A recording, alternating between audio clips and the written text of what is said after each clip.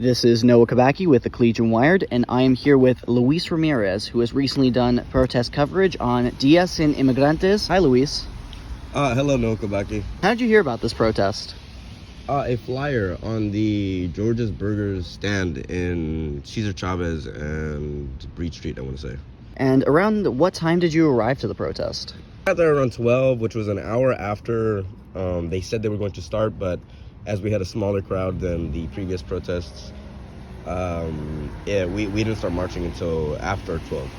And when you were at this protest, how did it feel? What was the energy like of the crowd? Most of the energy was just pro-immigration, pro, La Raza, our ethnicity, pro-immigrants, and it was very anti-ICE, anti-police, and anti-Trump. What stood out to you about this event that made it unlike any other protests you've covered before?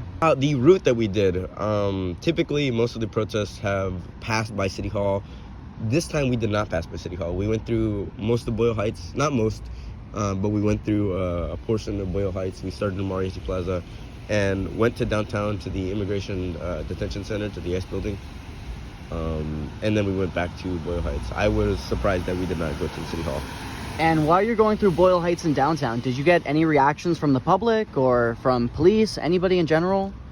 The CHP was not happy with us. They were blocking most of the freeway entrances, but the police didn't seem too angry. Most of the public were either in support of us, honking to show their support, or just happy and recording us.